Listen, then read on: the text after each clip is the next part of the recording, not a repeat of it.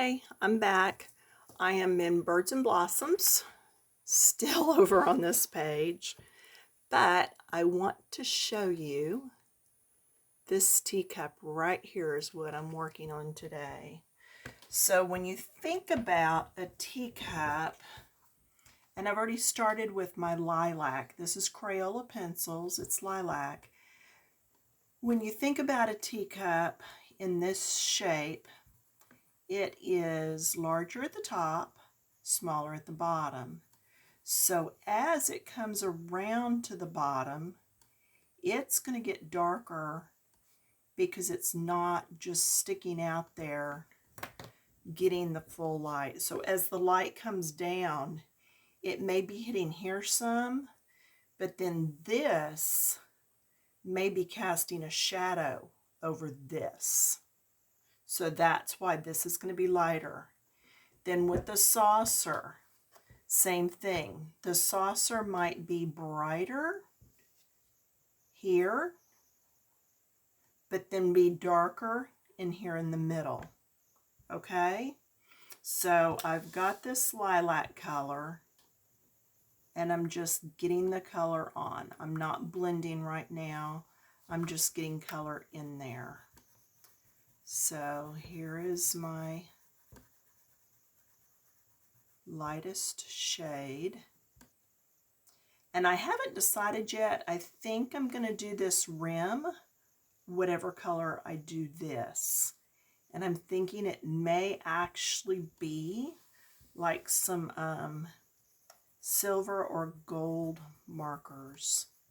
Yellow and purple are opposite on the color wheel, so gold might look really nice on there. I have not decided yet, so that's why I'm not doing it yet. I do want part of this handle to be in this purple, and I think I'm going to pick,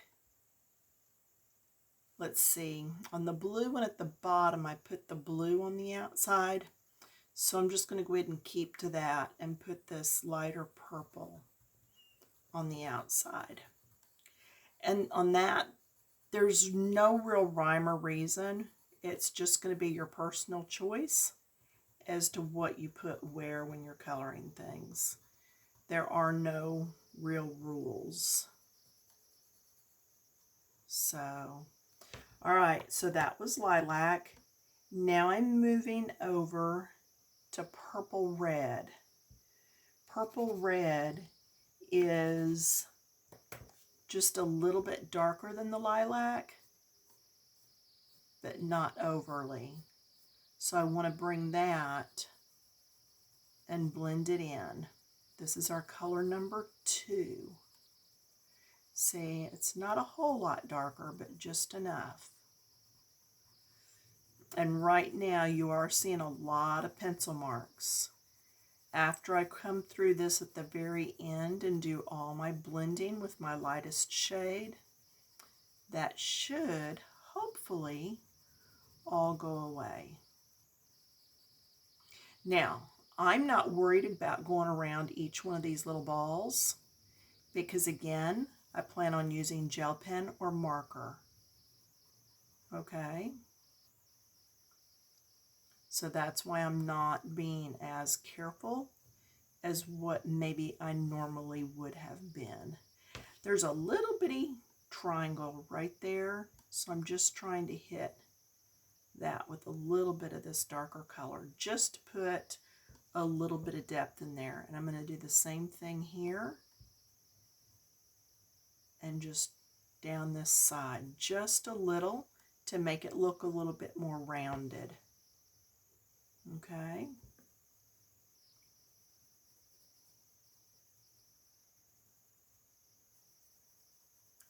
Just to give it a little bit more of a rounded shape. Here I'll do just a little bit in that triangle, a little bit here. You know, I think like every 2 to 3 weeks, I think I should just give up making videos. And then I get back to making videos again. So, your thoughts? I mean, if nobody's really learning much from them anymore, I don't want to waste people's time.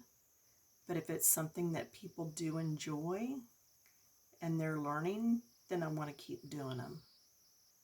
Okay, so I don't want to be just another person out there that's shooting videos just to shoot videos.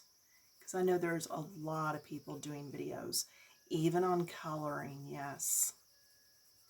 And I keep thinking, well, maybe I'll do something different. Maybe I'll start using solvents or doing something like everybody else is doing. But that's not what I want to do, you know? And I don't want to do that just to get more people watching. Either people are going to enjoy watching or they're not. So let me know if the videos are getting to be redundant. You're not going to hurt my feelings. I mean, I'm actually asking, so that's gotta mean I am asking for it. All right, so there's that. And then I'm going to come in with the darkest shade, which today is Plum. Oops, I didn't do the medium on the saucer. Let's come in here and do the medium on the saucer first. Okay. The other thing is, I'm wondering if I need to grab a book and just go through a specific book from start to finish. But then if somebody doesn't have that book, then, you know, have I lost that person from watching? Yeah, there's just, I overthink things. I'm just probably overthinking. But anyway, let me hear from you.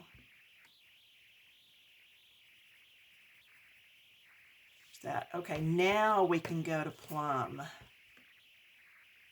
And see how that Plum's just even a little bit darker.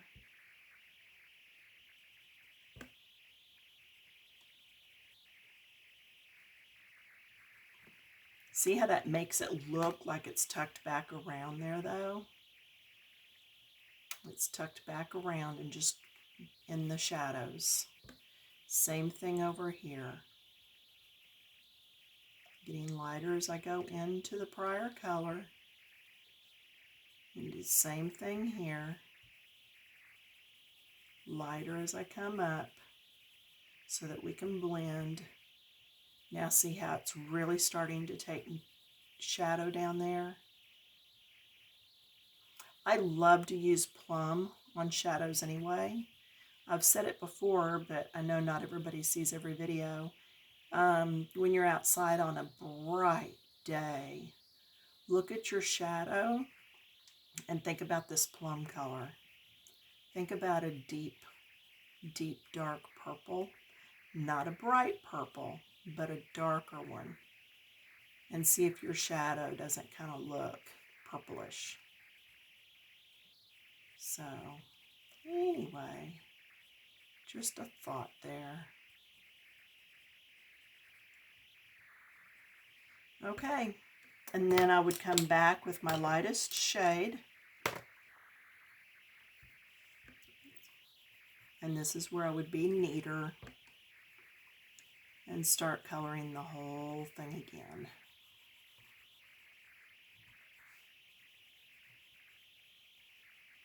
This is just where we really start blending those colors together. Getting the white tooth of the paper full of color.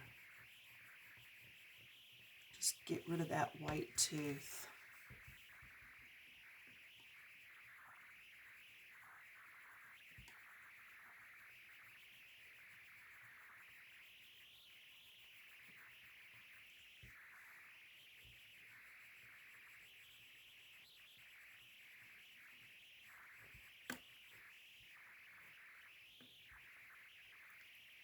Thinking about next month's challenge for coloring books, Keep It Clean.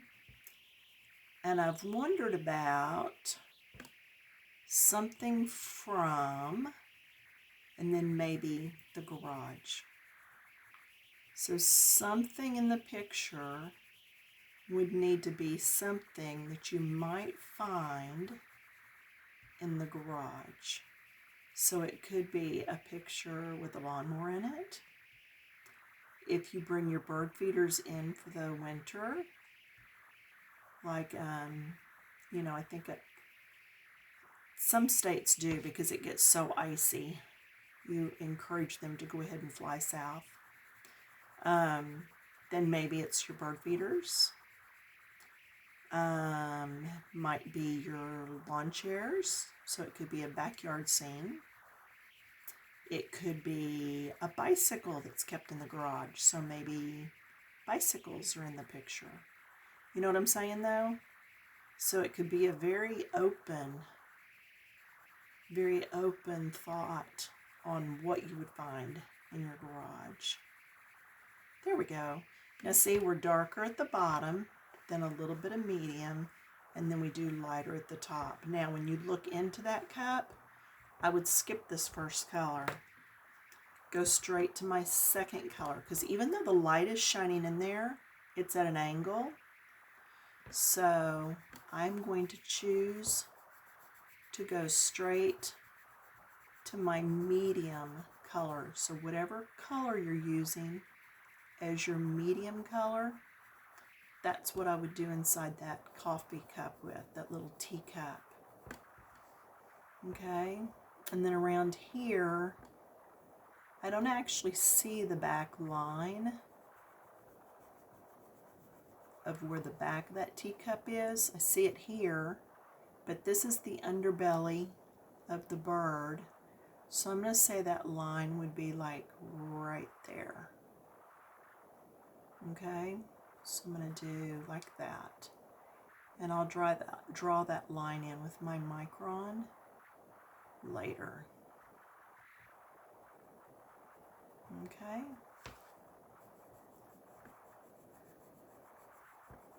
But yeah, so I know Fern watches all these. Fern, next month we'll do something that you find in your garage or basement. Now in Texas we don't have basements, but I did live in Missouri for a while with my grandparents, and then with my parents for just a little bit in a house that they had built. This is my third color. Remember, we skipped the first one, we went to the second one, now I'm on the third one. So yeah, so I do understand what a basement is. So it might be the picture of a washing machine. And it wouldn't have to be the old Ringer that Grandma had. It could just be a regular washer. You know, it could be, now I don't mean a converted basement. I mean an old-time basement. The kind like my grandma had, where we found the still with the wine bottles. Oh, yeah. So anyway, that kind of basement. All right, and then come back in with my lighter of the two shades, because I only used two of the shades that time. So come back in with my royal purple and blend. First was lilac, then royal purple, then plum. So I'm blending with my royal purple. But yeah, so we'll do that for next month. It could be a clothesline. Grandma used to hang the clothes down in the basement in the winter. Yeah. So, you know, whatever floats your boat on that one. Okay, so now I was saying I would come back with the micron on that. So let me grab my micron, because it is right here, because I did clean up this room. So this is just an ultra fine tip, but see how little bitty of a tip that is? So if that's even working, I would come and just draw that line. There we go. That's the back side of the cup. And really I could have gone even smaller than this, made that line even smaller, but you get the idea. So, okay, that's all there is. Again, now that I'm looking at this, I don't want to do that whole underside in gold or yellow. So I'm going to come back in with my two purples that I used inside. My lightest is going to be royal purple. I'm going to put that here. If I did that gold, it would just be on that rim. It would just be on the rims. I think it would just be too much to do that whole thing. So see, that's what I'm talking whenever we say we just kind of wing it, and as you go, it will unfold. You don't have to plan a whole piece out before you get going on it. You can let it just kind of unfold and take root as you color. So that was my lighter of the two. And then I'm going to do plum. Let me get in here in this V. Get that darker because it's wrapped around there. And then lighter as it comes in. Same thing over here, it's wrapped around. If you want something to look curved, you want to do it a little bit darker on the sides. And that'll give you that curved look. Okay? Yeah, I like that much better like that already. I've just got to decide what to do with all this intricate business. But that is something for another time. All right, hope to hear from you. Comments below. And I will talk at you later. Again, the front of this book. Oh, and these blues, I used turquoise, absolute zero, and blue bolt. That's what I used on that one, if anybody's interested. And I don't think there's a video on it. But anyway, that's it. Talk to you later. Bye.